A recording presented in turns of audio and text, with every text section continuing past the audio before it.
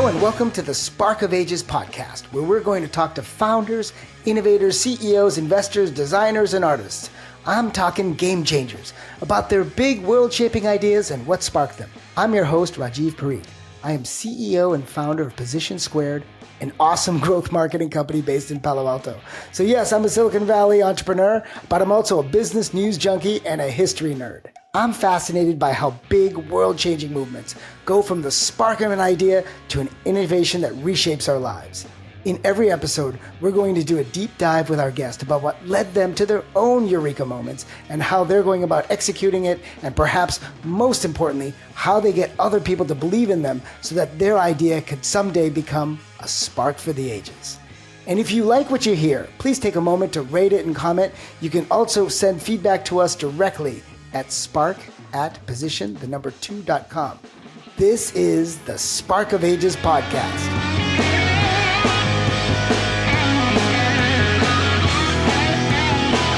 Hey, so excited for our guest today. Why don't you tell us about her? Our guest today is Joanna Strober, a pioneer in women's health. She's someone that is revolutionizing healthcare for women in midlife by expanding care options and, perhaps more importantly, is changing the way we think and feel about it. I love that. It's one of those areas that a lot of people get very uncomfortable about. Over the past 20 years, there's not been much research done on women in this age category. And one of our goals is to change that because women have been so underserved by the entire healthcare industry, particularly when it comes to, or for many, uncomfortable subject of menopause. You know, we are not women, you and I, but we have women in our lives that we love very much. And, you know, I hear from my wife all the time, like, man, I wish there was more research about maternity stuff. Or we recently, 4 years ago, had a baby. And so it felt like really underrepresented in terms of like how much actual science and data there was around women in healthcare. So stuff like this, I think, is super important. I'm so glad that we're having this conversation. Yeah, I mean, my wife is definitely, we've had 4 kids, they're older. So it's something that I definitely hear a lot more about. And I'm glad people are finally talking about this. And so Joanna's really bringing that to light. She's the founder of Midi Health, an early stage startup building a virtual healthcare platform specifically for those women in midlife. And by the way, there's a lot of studies that are done, but most of them are done on men. And so part of what she's doing is enabling that whole world to come to fore. Their care is designed by world-class experts, delivered by compassionate clinicians, and actually covered by insurance. What? Insurance is going to cover it? Does insurance do that? Every now and then, it actually covers something essential. Previously in 2014, Joanna founded and was CEO of Kerbo Health, a mobile and online platform to help kids, teens, and their families eat healthier and lose weight. And then she sold it to Weight Watchers in 2018, so she got a success out of it. Wow. Prior to founding Kerbo Health, Joanna spent 20 years in the private equity and venture capital industry. She was a partner at blue chip firms, including Bessemer Venture Partners, a top firm, and Symphony Technology Group. Joanna focused on consumer internet investments, including notable transactions for Blue Nile, Babysitter, eToys, Flycast, and Gloss.com. So she knew things from the venture side. So she knew what to pitch. She came from the venture side. See, this is interesting. Like, I'm a Hollywood boy, so it's like that's like being in the studio system forever, and then eventually like selling your own show and becoming the creative. That's a cool perspective to get. Joanna is also the co-author of Getting to 50-50, a Random House book on women in leadership. She has a JD from UCLA and was Phi Beta Kappa as an undergrad at UPenn. And in 2023, Joanna was named to the Forbes 50 over 50 list for innovation. Joanna, welcome to the Spark of Ages.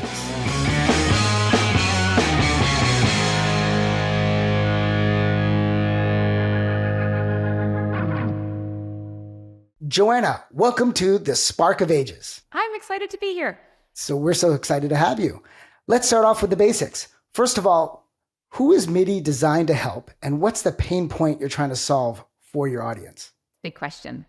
So Midi is designed to help women 35 to 65 with really all the things that they are going through for their bodies. As you age, as women age, they have estrogen in their bodies. And estrogen is actually something that surges in puberty, which is one of the reasons why you might find 13-year-old girls acting a little crazy.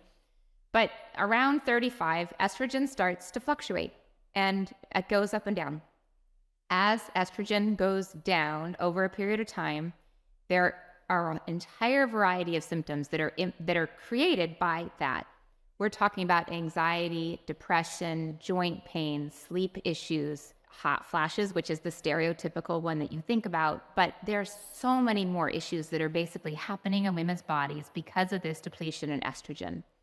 And so actually, if you look at most of the care that women need during this age category, it's related to that. So what we have basically created is an online platform to get expert care from people who are trained in taking care of women in this age category for really all the things that they're going through during that time. That's amazing. I'm glad you saw that as an issue and as a need. And so often when we talk to investors and entrepreneurs, they're looking at the world to find a problem to solve, right? Where there's a big windfall on the other side. And you were a venture capitalist at one point, so I'm sure you saw that. But for you and for this one, and even your previous company, this is very personal. And the problem kind of came to you, right? So can you tell us a little bit about how you were inspired to launch Midi?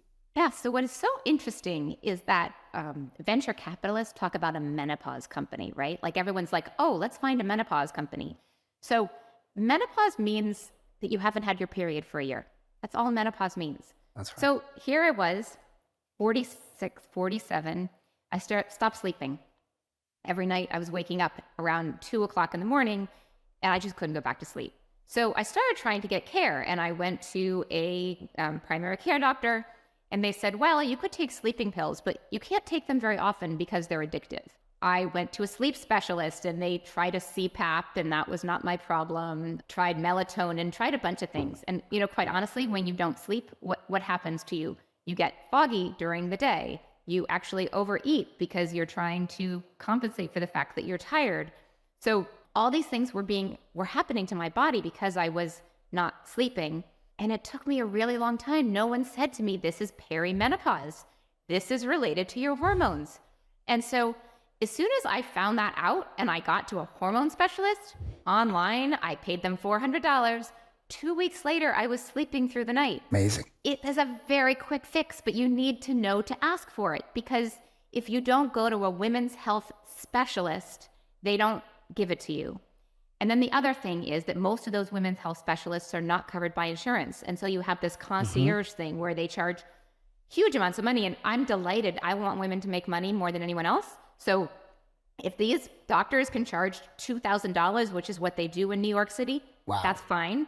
But that's not scalable healthcare. And so really what I wanted to do is say, look, like once I learned about it and I was sleeping and I started talking to all my friends and that they were going through the same things. I was like, well, someone needs to create a company to fix this. And honestly, one thing that had changed is because of COVID, we could now get insurance. So prior to COVID laws changing in healthcare, you wouldn't have started this company because you wouldn't have been able to get insurance coverage. But with this change, now we could really scale expert care and have it covered as part of regular healthcare. Right. Previously, you could only get reimbursed if you were there in person.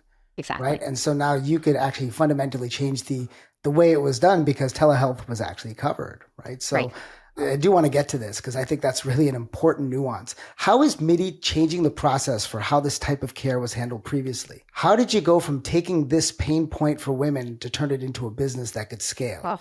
Well, I'm not going to tell you it was a quick process. It just happened in a minute, right? You just thought of it and you're like, let me put all my internet knowledge, combine it with healthcare. Yeah. Boom, I have a company. Boom.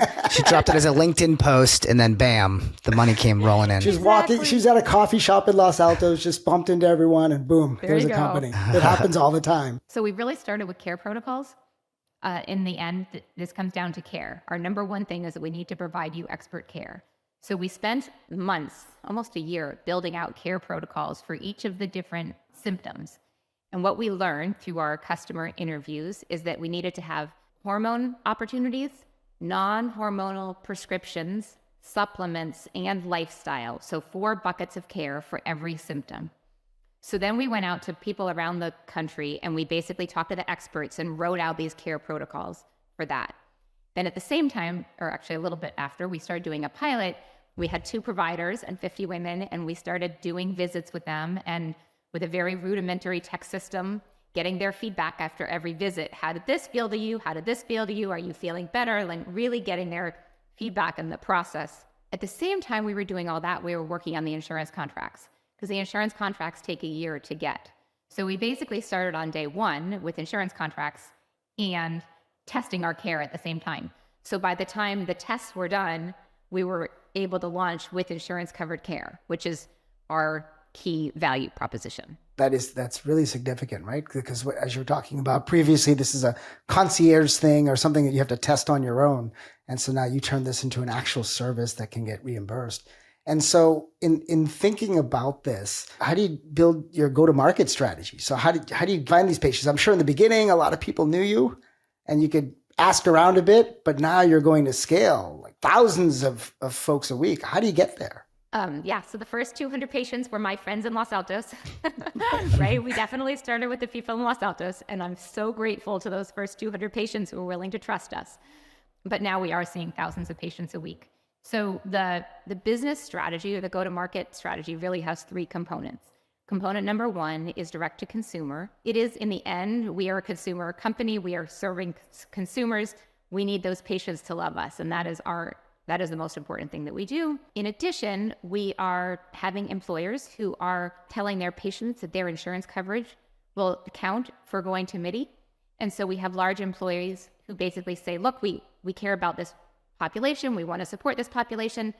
And they just add us to their insurance plan. So they don't have to pay anything extra as like a wellness benefit. We just get added to their insurance plan as a medical benefit. So it's actually very easy for employers to add us. And then finally, the long-term goal is to basically build this layer of care across the country and partner with in-person providers to be their partner. So let's talk about what happens when a woman comes to me. They come, maybe they've had a mammogram, maybe they have not. Maybe they've had a colonoscopy, maybe they've had their immunizations. We send a lot of women to get mammograms. After we get the mammograms, we are actually finding cancer. So then we have to send you to a cancer provider, or we're getting you a colonoscopy and we're finding things there too. So 50% of the women who come to us don't have any other medical care. They probably haven't gone to a doctor for 4 to 10 years other than urgent care. So we are getting them connected into in-person care.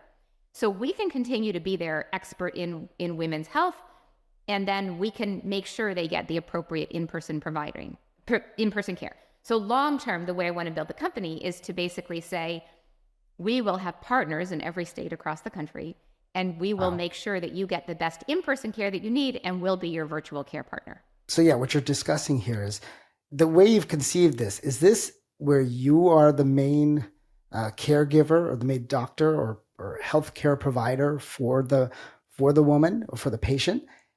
Or are you today partnering back and forth? You were talking about partnering as a future thing, but it sounds like right now, would they come to you first? Is that so say I'm on a company provided plan. I want to talk about some symptoms I'm experiencing. Would I go to my doctor or would they recommend your firm? So it's really both. Honestly, 50% of the people come to us and they have a doctor, right? So then they've been referred to us because we are their hormone specialist. For example, a lot of women come to us who have cancer. They need a hormone specialist to help them because they've gone into premature menopause or they've gone into early, basically hard, terrible menopause symptoms because of their cancer treatments. And we can take care of those. So then we partner with their doctor. But I don't know how much you know about the shortage of primary care physicians in this country, but the reality is it's a huge problem. Huge problem. And so most women actually, it turns out, don't have a primary care provider, and they haven't gone to an OBGYN. So for those women, we can become their primary care provider. We don't want to take you away from yours if you have a great one, but the percentage of people who have a great one is pretty low. So we can basically act as the front door to healthcare, and then we can refer you to whatever specialist is appropriate, but we can take care of all of the immediate things. And then, quite honestly, I joke a lot. If you think about women 35 to 65, there's 3 major things. There's hormones, there's weight, and there's sex. And those we're really good at. And so we take care of those, and we can send you elsewhere for everything else. And I think the interesting part about this is that those areas, the understanding and treatment of them are not necessarily as lucrative or pay as well for the actual healthcare providers. They pay less. That's correct. As a society, we don't pay primary care particularly well, and we really don't pay this type of care particularly well. So it actually gets to what I think of as the health system challenge and opportunity for us, because health systems want this care because they want to have a relationship with these women, because these women are going to be, they're directing a lot of healthcare dollars, both for themselves and for their family. But if you're a healthcare system and you have a box, and that box is for a provider, you're never going to put another box for this type of care. You're always going to add cancer or another specialist that gives you a lot more revenue per box. And they can't build more boxes, right? Like, you're not going to build more boxes. So instead, using us, we can be their virtual care box for this type of care, and then refer into them for all the things that they find very valuable. So in a way, it's a net benefit to the entire system. Yeah. It's a huge benefit to the entire system. And so everyone wins at every level. And for you, the reason that it works for Midi is because you've built these care paths, and you don't have necessarily the physical infrastructure. You still have a significant infrastructure. I'm sure there's a technology infrastructure. There's all the folks that you've hired for it. Is that where you're seeing that ability to create value at all sides? So we don't have in-person care. So I don't have to worry about paying for receptionists, and I don't have to worry about paying for the overhead of having offices. And then also we can really use technology to scale this care, which is super exciting. So we're using AI to record all of the visits. So after every visit, the NPs don't have to spend the time writing a note, right? Instead, it's immediately created for them. It gets sent out to the provider. We're also using AI to review all of the care plans to make sure that nothing was missed in the care plans. So I actually think we're going to be offering much higher quality of care than any one provider could by using technology to scale this care. And essentially what we think we can do is then add additional, challenges and additional health things as we go. So, then we can use the same provider group to really scale care. That's terrific. And that's what we're talking about. Right? When you're scaling a company like this, there's so many challenges. And you already got through your early stage round with friends of mine like Felicis. And now you've gone to a Series A round where you just raised about $25 million from Google Ventures, which was leading, in addition to having all your previous investors join in as part of that round. As you move through this, and you've seen this on multiple sides, what's the biggest surprise that you've seen so far that as you go to scale Midi? So actually, I'm going to say the surprise on the upside is the reception has been so incredibly rewarding, quite honestly. There are more women investors who are excited to solve big problems. And I think women's health is being seen as a big problem to be solved. And so it has been really rewarding to see the reception of investors, quite honestly, who are excited about what we're doing and see the potential. Yeah, I would say it's been a really nice funding process. I've enjoyed getting to know people. It has been remarkably unstressful. That's amazing. Now. Sorry. There's more than that. There's got to be some challenge. You are definitely... 2 years ago, there are always challenges. But 2 years ago when we started, it was not like this. I want to say, I went to investors and they're like, what are you talking about? Don't think it was easy 2 years ago. There was a lot of skepticism when we first started. But now that we're proving it, and now that we have so many women coming to us and it's working, so now it's like, oh yeah, now you should fund it to scale. That's amazing. Yeah, I think you had to get over that initial hump to create awareness of the category. And then once you're in it, people are seeing the response. What I've been heartened by is just doing research on your company. And just every time you post something, there are just hundreds of people commenting on it. There's just such energy, enthusiasm. And I'm sure that's infectious, especially amongst, I think all your investors, the ones that are the lead investors, are all women, right? Yep. So there's a huge outpouring, and it's just fantastic to see. Yeah. From your point of view, in terms of regulation, you're in this semi-regulated world, regulated in terms of the care that you offer, but you're also talking about nutraceuticals or holistic supplements and those sorts of things. What are people saying with this notion of disrupting? You're in the regulated space. You're also in a sort of semi-regulated space as part of this. So how does this work out? It's an interesting question. The regulations that Sorry, I specialize in weird questions. So okay. No, it's a good one. The regulation that's most challenging for us is just all the corporate practice of medicine laws, and then also each state having to get NPs licensed in every single state and doctors licensed in every single state.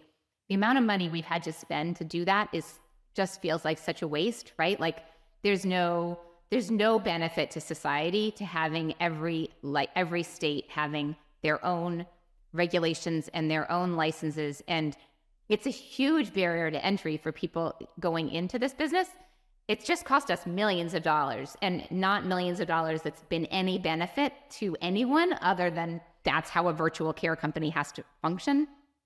So those regulations do make it so it's very hard to have competitors, because you can't do this without millions of dollars. Like, you can't start and do it. And you have to be in every state, like you're saying. Like, you can't say, I offer a national plan and say, well, I'm going to skip North Dakota because it's a small state. Right. So then employers, when we want to work with them, they're the ones who said you have to be in all the states. So that's been, I would say, like, regulatorily, that's actually the hardest thing that we deal with. The supplement thing is actually more about research, right? That there's not enough research on supplements, and there are really good supplements that we can advise that people take. And we tell them, there is some evidence, and if you don't want to take hormones, or if you don't want to take prescription medications, there's enough evidence that we might suggest certain products to you. It would be good if there was more regulations, honestly, around quality of those products. That's so we right. spend a lot of time trying to make sure that they're high quality, because, there's a huge variance there. So I might prescribe you black cohosh, or I might prescribe you magnesium, but making sure you have one that is high quality is an interesting challenge. And then we're also in the weight loss medications. So, another huge opportunity and challenge with the weight loss medications, the pre-authorization. So we might prescribe you a medication, but then making sure the insurance company is willing to pay for it, and then finding you alternatives when the insurance company is not willing to pay for it. So we're dealing with a very heavily regulated industry here. That's right. So there's so many different ways of thinking about it. You can solve the problem, as you talked about, through lifestyle changes. You can work on the problem through prescription medications. And then there's supplements that you can take as well that may be really effective. You just mentioned getting into the GLP-1 world, right? The world of Ozempic and Wegovy and all these other players. Are you in that space? Yeah. How are you working with that? Because at one point, with menopause, it's frequently associated with weight gain, right? But this helps you lose weight. At the same time, there's concerns about bone loss, and on both sides, right? So how do you think about it and do it in a way? I'm sure you're thinking about it ethically, but maybe you could just talk about how you think about it. I think that women deserve choice. And I think the goal for me is, the ethical thing is to give people options and then let them choose. So for me, if you are a woman in midlife and you have gained a lot of weight, I would like to tell you there are a variety of options that you can use. Here are the benefits and here are the risks, and you choose. And I feel really strongly about that. I don't think we I'm not a doctor, but I don't think the doctors should choose. I think they should give options, and then we should let patients make the decisions. Now, there is a pricing issue, right, which we cannot ignore, and that is a societal issue, how we're going to deal with that pricing issue. But if you're a patient and you're eligible for one of these medications, you should have access. We should give you that. We should give you that choice.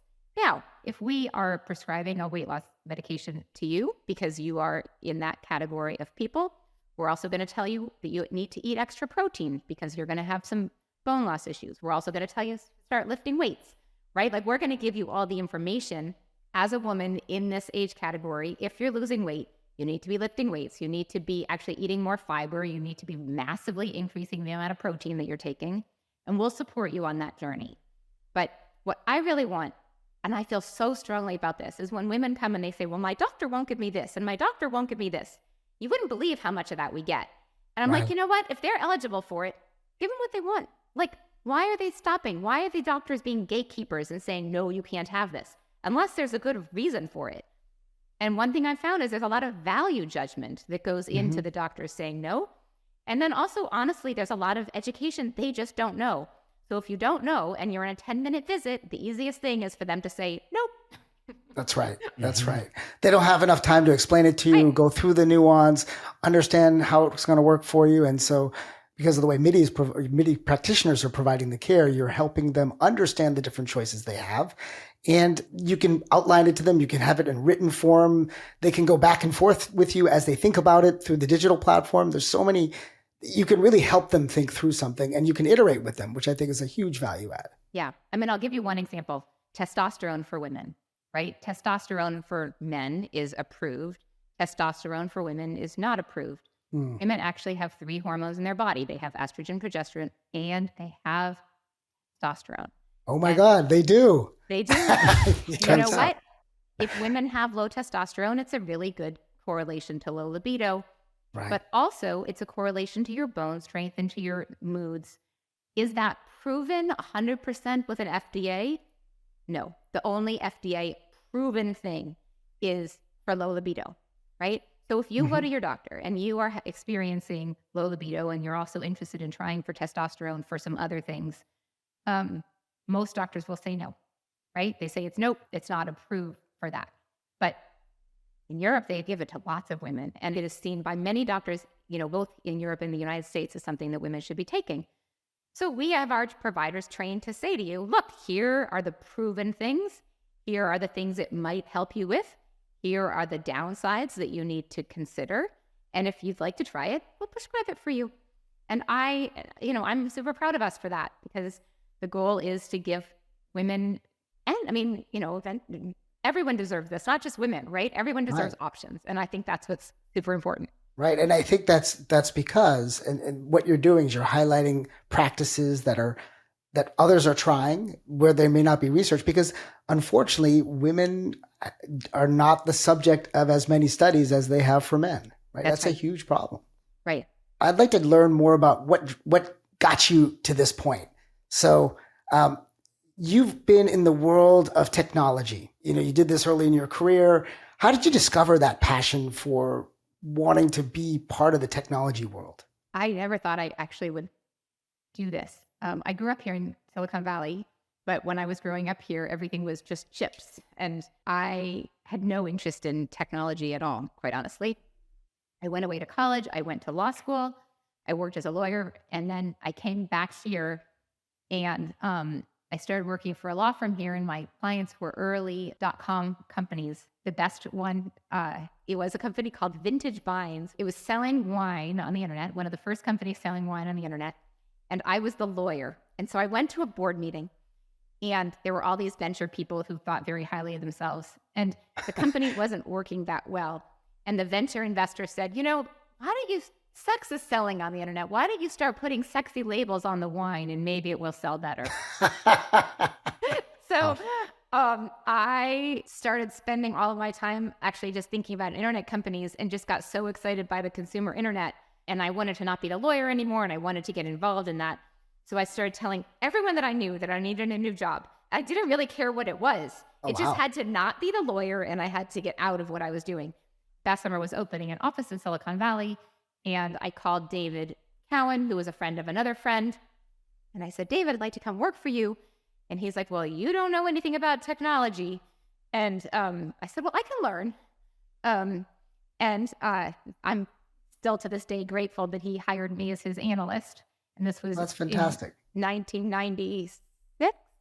Yeah. And so I became a really early consumer internet investor, and invested in companies like eToys and BabyCenter and Blue Nile and Hot Jobs.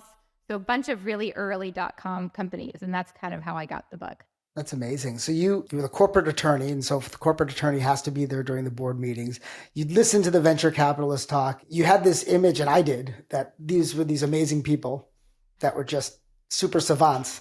And then you actually sit in the board meeting with them, and you're like, well, in my case, I went to school with some of these folks. They're okay. They're pretty good, but maybe I have some other points of view that could be useful. And then it kind of, you saw, was it the impact you could have? Is that what drove you towards more consumer in tech? Is that you could directly reach the individual versus someone who'd sell through a business? Honestly, I think my driving interest is solving problems. To me, what's most interesting is using technology to solve what I view as real problems. And so something like how do you choose a diamond to get married to someone was actually an interesting problem. Yes. I was pregnant. When I funded BabyCenter in 1998, I was pregnant. I had no information, and I started talking to the BabyCenter founders and reading those emails, and I was like, oh, this is pretty cool. But to me, what's interesting, I don't actually care that much about technology, to be honest with you. What I care about is how can you use technology to solve problems. That's fantastic. That's, BabyCenter. My close friend is Steve Fram, and I know Andy Cohen pretty well. So it's amazing. What a cool intersection. They really helped a lot of moms and amazing, parents, right? Oh, amazing. Yeah, it's so amazing. So you got to be involved with solving big problems. Technology is an enabler. And as a venture capital investor, you were able to spend that time with them and really learn a lot more about them and get to see those problems. Now, the good part about being a venture capitalist is that your risks are spread. You get to see folks do big things, and you get the weighted average of all that. Usually the big ones drive all the rest. And then you said, well, no, that's not enough for me. I want to actually go and be an operator. I want to go run one of my own. You have this wonderful return on risk profile. Why would you go and just go for one big thing? Well, so here's the thing. Now I feel like I'm incredibly lucky to get to do this, right? And Yeah. it has to be much less stressful for me than it would be if my entire life was on this company. Now actually I have the risk profile of someone who can go take a big risk and if it doesn't work out, it's okay, which actually makes me a much better entrepreneur, quite honestly, at least for me, for where I am in my life. Like if I was depending on this to send my kids to college, I would have a harder time, I think, going for it and swinging for the fences and building this into a multi-billion-dollar company because I'd be thinking about whether they were going to go to school. Yeah. So for me personally, it's actually a great stage in my life to do this because I can pour my energy into this and I can have the right risk profile that I probably didn't have before. I wish I thought like you when I did my first one. So I had kids. We had our kids. I don't know how you'd be in this. And my wife and I both decided to start a company together, moving to Palo Alto, 4 kids. Anyways, I wish I had thought in a more risk adjusted manner. But you actually started your first company, Kerbo, when you were in your 40s, which is really amazing. So you had this experience as an investor, and then you said, "Hey, I'm going to go start my own." And how did it feel? Was it everything you expected? This is hard, right? Like it's not that it's not hard. And Kerbo was really hard. This is so much easier than Kerbo. I don't know what I was thinking. I talk now to people about childhood obesity. I'm like, oh, well, I was going to try to solve childhood obesity. Sometimes when a problem is not solved, it's not that it's waiting for like an easy solution and you can just like come and solve it. Childhood obesity is really hard. And I'm super proud of what we built, but oh my God, it was so hard. And I'll tell you a funny story. So one of the things that I loved about Kerbo is that it worked. Kids got healthier. Oh my gosh, it works. It worked. But then there was no more recurring revenue. And I couldn't even make an argument that there should be because the kids didn't need us anymore. They kind of felt like they learned the skills. Wow. So when I started thinking about whether I would do another company, the joke is my kids used to say recurring revenue, recurring revenue, recurring revenue. Like they were like, that's the one thing that my kids were trained on. Like never start a company that doesn't have recurring revenue. So you had a big impact. And it was such a good impact that you didn't have the recurring revenue subscription situation, but you did solve a big problem, or you did at least make it. I know childhood obesity continues to grow, but at least you had a way to solve it, which is really fantastic. If you were to go and look at what your favorite technology or innovation or invention is, something that got you thinking about technology. I know you say you like to solve big problems and the technology supplies it. Is there something that's magic to you? You know what? The things that I care about are actually pretty simple. Like I love Audible. I love listening to books. I love podcasts. Like this is not fancy stuff that I use. I don't really use any fancy technology, but I do. I love the fact that I can listen to any book wherever I am. Yeah, I don't use a lot of gadgets. I'm pretty simple. I think that's, Audible is not a simple technology, right? I'm sure it looks that way. It looks like, someone's just recorded something, or even a podcast. There's a lot of work that goes into it. I'm not, as you market yourself, I'm sure you're seeing that as well. Right. So there's a lot of, I'm with you. I love sitting in my car and just picking, going to literally on Spotify, picking a podcast and then picking the episode and going. And it's just, it's a much more fulfilling drive than it used to be.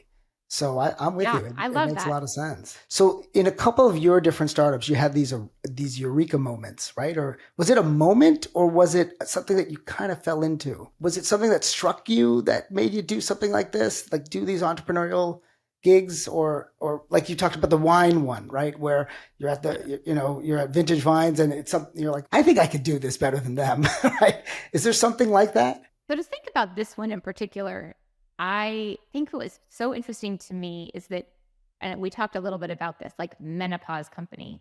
Like people like to say that we're a menopause company. We did start by thinking like we're going to give people access to hormones. And that was actually a big opportunity. It wasn't a nothing. But like with this, it's been more of a journey of learning what women want and then adapting based on what they want and what they need and what they're asking us for. So to me, what is most important is really being adaptive to your population and not really being stuck on what you think you should be offering them, but instead learning from them what they need. And so, I guess it's not really one moment. It's really it's a journey. And I'm learning, particularly with this company, that journey of, oh, okay, women need testosterone. Okay, let's go study testosterone. Let's find out that actually testosterone has amazing benefits for women. And why are they not getting that? Or, women need access to these weight loss medications. Why are they having to pay a membership fee? Like, what is the point of a membership fee if I can offer it to them with insurance covered things? So, like, it's kind of a journey more than a one aha thing. So you're listening as you're in the world. There was a moment where I think you felt, with your child, with childhood, with Kerbo and childhood obesity, and there was a moment with Midi where you were dealing with the difficulties of perimenopause, right? Yeah. And that made you think more deeply. And so you see this as more of a process. As you go into it, you start to ask questions, you get answers, and you let the journey unfold. Is that a fair way of characterizing it? Yeah, that is right. That's and great. For me, that's what it is. It's not like a one-time thing. It really is a journey with the people that you're providing services to understand what they need. Is there a person that, was it your mom, your dad, someone that you came into contact with that made you think, you're in Silicon Valley, you're growing up in Silicon Valley. Was there something there or some event there that said, hey, I could be an entrepreneur. I could be someone that creates these or be involved in this ecosystem? Honestly, no. I don't think until I was in my 40s, I even thought I could be an entrepreneur. When I was early in my career at Venture, we didn't fund any old women. We didn't fund women. Right. I had a lot of models of people who were doing this that I thought I could. I remember the woman from Marimba. I don't remember her name, but she was on the cover of the magazine. That's right. She was on Fortune magazine. I remember her. Her name will pop to me after a while. But she's the only woman that I knew for 10 years. So it really wasn't something that I was thinking about doing, quite honestly. It was not like I saw these people who were doing this. But it took me a long time before I actually thought of myself like that. I kind of thought of other people like that more than me. So that was actually kind of a journey for me, I guess, thinking like that. But that's now, amazing. Yeah. Now there are a lot of amazing young women who are starting companies, and I'm super proud of them. I'm sure you're getting to mentor them as well. So that must be really gratifying. Yeah. Okay, so now we have a game for you. Okay. Yes, it's my time. Something takes over here. Joanna, this has been an awesome conversation. You talked about loving to listen to books on Audible. Well, folks, you can listen to your book on Audible. Right? You're an author as well. You wrote Getting to 50-50, How Working Parents Can Have It All by Sharing It All, and Why It's Good for Your Marriage, Your Career, Your Kids, and You. That's the title that I read off of Amazon.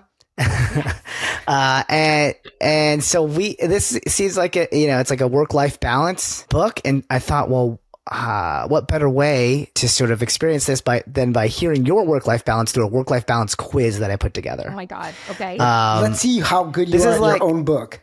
Oh my God. Yeah, exactly. That came out in 2008. You do understand it's been a while. Yeah. So let's check in. So this is like one of those magazine style quizzes where at the end you'll have a rank of where you are in your work-life balance. Hey.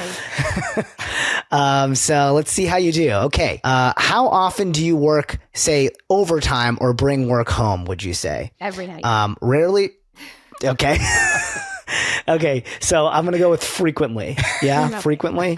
Frequently, of course. Or if there was a very frequently, I should put that in? There should be a negative point for that one. Okay, the question great. is when you stop working. The question is not not bring work home. Yeah, are you ever not working? Right. Answer, no. Okay, how do you rate your personal time right now? Do you feel like you have enough personal time for your hobbies and relaxation? B, you occasionally find time for yourself, or C, I hardly have any personal time. I don't have any personal time. C. None? Joanna, okay, all right. I think we can see where we're headed here. This written when I had like little kids. My kids are gone. So Yeah, so You're you at the don't want right any stage personal of time. life. You're at the right stage of life to do So this. not dissatisfied with your I'm amount not of personal time, dissatisfied, you would right. say. Okay, you know what then? You're gonna get a point for that. I'm gonna go You're for gonna change the point for B. system because she's Okay. doing it because she enjoys it. You're now at 0 since you had -1 in the first one. Do you feel this leads to this one? Do you feel stressed about work during when you take personal time, or A, no, you can switch off easily, you're fine. B, sometimes but not always, or C, yes, it's actually a constant worry that I'm stressed. I'm going to give you an answer, but in the book, we have a sentence that we said that I remember really strongly. And we said, you can choose whether to be stressed or depressed. And most people went into one of those categories. And that often working moms were more stressed. And there's actually a really big depression factor for women who are staying home. So those were actually choices that often you made, and they were both hard choices. So I just want to kind of say that. For me, stress is just fine. So my goal is not, I'm stressed. I'm stressed a lot, but it's exciting stress. It's not like stress that's damaging. And so it's hard for me to answer that question because I have this opportunity to build this massive company and change the world. That's stressful, but that is so exciting. Yeah. So it's not bad stress. Okay, I like it. I'm going to go that then on the one point, sometimes but not always. And I love that framing because, as a performer, something that we always say to each other is like, hey, when you feel nervous, just tell yourself that nervousness is actually excitement. What you're feeling is excitement. And if you frame it that way, it does a psychological little flip to you where it's all of a sudden a positive feeling. So I love that. So how often do you check your work emails, messages outside of quote working hours, which it sounds like maybe you don't have non-working hours. But do you segment some time for yourself to never check emails, or are you kind of at the whim of your of your notifications? I think you're going to think that I'm very insane. I am at the whim of my notifications. Okay. All right. Great. How would you describe your sleep quality? Actually, do you I sleep really well like a lot? I sleep quite well. Hormones. So you sleep like a log, hormones, undisturbed? magnesium. And I have a cortisol manager, all of which was prescribed to me by Midi, and I sleep quite well. Using her own I product. feel like in the end, if you're sleeping well, you're doing it right. You're winning. I'm gonna give you a bonus point for that because you also built the company that helped you do that. So okay, here are your results. 4, 5. Okay, 4. So actually, you know what? It didn't turn. You skipped Workaholic Wizard. You're the tightrope walker. You're doing great. But let's face it, you're one unexpected email away from a circus act, says this quiz. Okay. You balanced your work and your life like a tightrope walker. Maybe it sways a little bit too much towards work. So maybe it's time to consider a little me time. Maybe it's time to play some pickleball, Joanna. I like hiking. I try not to hike. but doing pretty well. You're in the perfect place for lots of hikes. You're in Los Altos. There's a million hikes right around the corner. I used to love running Rancho San Antonio. It's a just amazing hike. So we live in a beautiful place, so that makes it easy. We are so fortunate like that. Okay, I hope you had fun with that game. Here's some more questions. I have 2 daughters and an entrepreneur wife. What would you advise my daughter about the key pain points for a female entrepreneur? Key pain points that they need to solve for. So if someone's thinking about following in your footsteps, what are the pitfalls they should be mindful of? I guess it does get back to the book. The most important career decision you make is who you marry, unequivocally.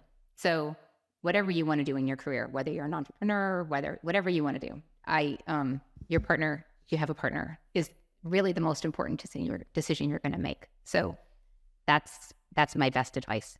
Totally agree with you. Having a partner in life makes it a lot easier, especially a super supportive one. Right.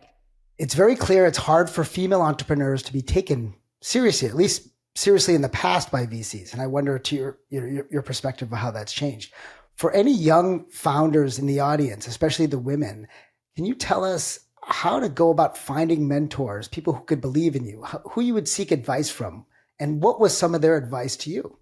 I just ask advice from everyone. So one thing I found is that if you are vulnerable and you're willing to just tell people, here's a challenge that I'm facing, and you don't try to take a lot of their time, they really are very willing to be helpful. One thing you should not do is go on LinkedIn and say, I'm looking for a mentor, or I'm thinking about breaking into digital health. Can I have 30 minutes of your time to talk about that? Don't do that. That's going to be tough, right? But if you send a note and you say, I'm working on this specific problem, I'm looking for this specific type of feedback, you're much more likely to get advice. And so just talk to lots of people and get their input and then process it and figure out what to do with it. Yeah, so be open and let one thing lead to the other, but be really open about it. Yeah. This is something that I've lived by as an entrepreneur of over 20 years. As an operator, how do you turn moments of crisis into moments of value creation? Boy, have you figured that out? I'll give you my answer after yours. That's why we're doing this podcast, is to get as many answers to this question as we can. I don't know that I have a great answer for you on that. I think deep breath is good. Mm-hmm. Trying to take a pause before reacting is something that I'm working on personally, so that I don't just react, but I pause and breathe and think before acting, and surround yourself with people who are really good problem solvers with you. So there are going to be problems. And, one thing I'm so grateful for is with my co-founder and my other teammates, having people around you who you can be really vulnerable with, and you can have these discussions so you can try to problem solve together is really valuable. Those are wonderful answers. I will tell you, when my back is to the wall and I feel like it's the end of the world, I will sit down with Evernote or pad of paper, and I will just write out how I'm going through absolute hell, and I'll just be angry at the world. And I'll use, so anybody who reads this someday will think I'm a nut or neurotic.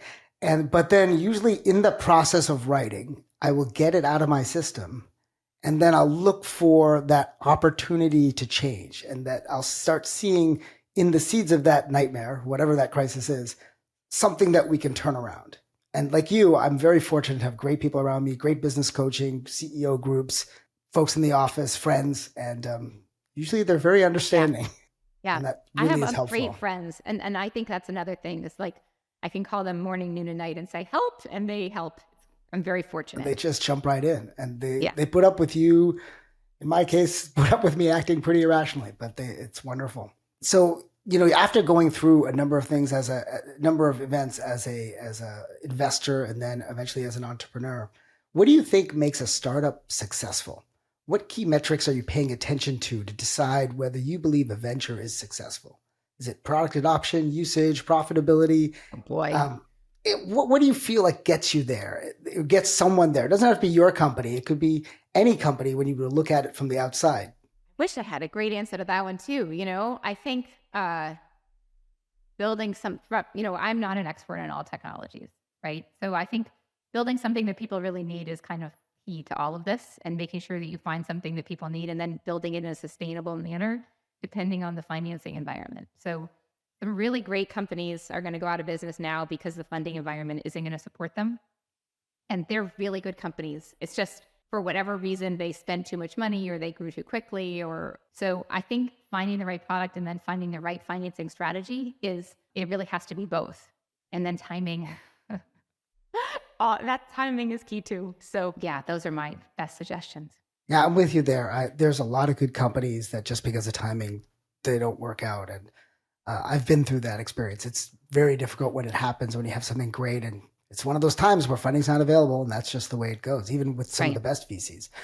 So at our podcast, at the Spark of Ages podcast, we're big believers in the idea that teamwork is critical. And you mentioned that, of how you've had some great founders. So in your case, one of the individuals who's a major part of your team today is your partner, Sharon Meers.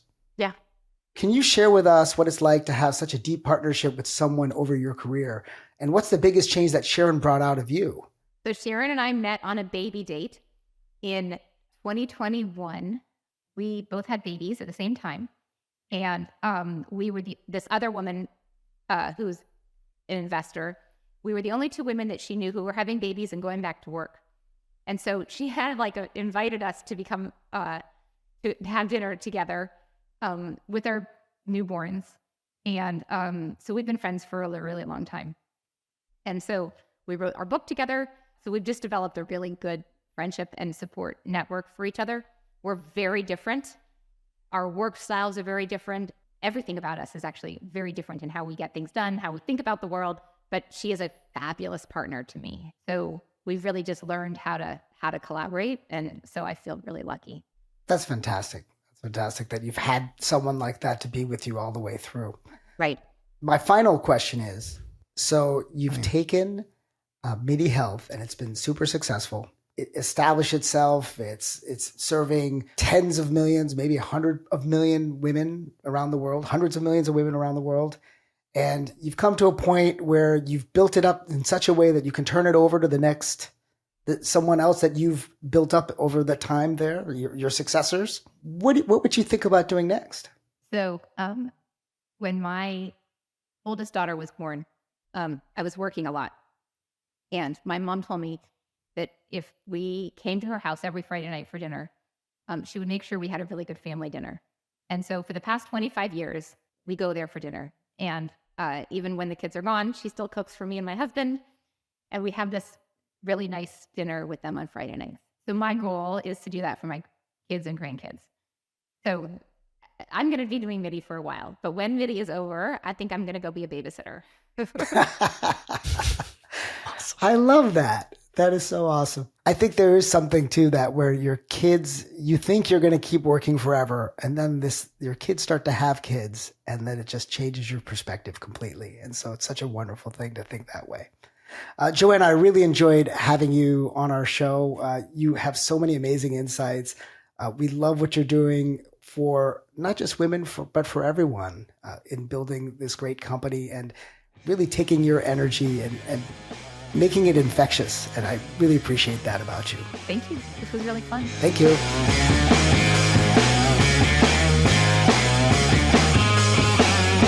All right, great interview. How are you feeling? I was just blown away. I thought Joanna was just this amazing combination of passion. She has energy. She learns from her personal story. She's almost like a scientist in how she breaks down a problem and then socializes it and builds up from it. There's so much that's interesting about her. The one thing I really took from her is that this wasn't something she was going to do as a child. It came to her that she was going to do that. Even when she was in venture capital, she didn't see herself as an entrepreneur. It came to her after spending some time as an investor at multiple places. Well, it sounded like she was really led by the actual mission philosophy without it being so like prescribed, right? It was like, oh, I actually just want to change the world in this way. And the best way to do it is through entrepreneurship, not necessarily that I really want to be an entrepreneur and now look for a problem to solve. So I think that's really cool. I also I have a wife who we have a kid and thinking about women's health a lot. And so much changed from pre-baby to post-baby and so much stuff that is not covered by insurance that we've been exploring in terms of her health and stuff like that. It's like, I want to sign her up for this.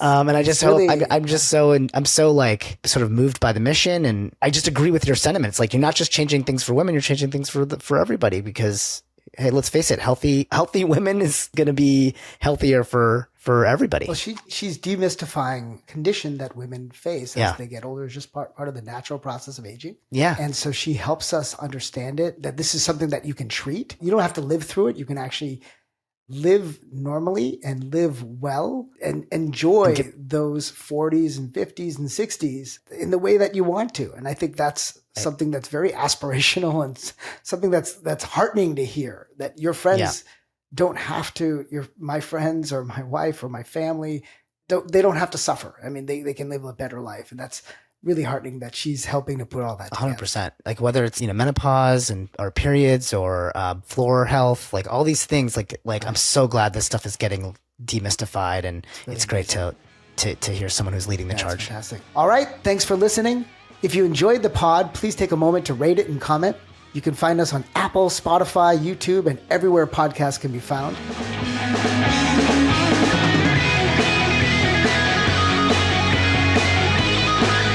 Yes, the show is produced by myself, Sandeep Parikh, and Anand Shah, with production assistance by Taryn Talley and Jesse Deep, and edited by Sean Marr and Matt Greenleaf. I'm your host, Rajiv Parikh from Position Squared, a top-notch growth marketing company based in Silicon Valley. Come visit us at position2.com. And this has been a top-notch effing funny production. And we'll catch you next time in even more top-notch form. And remember, folks, be ever curious. And top-notch. And top-notch.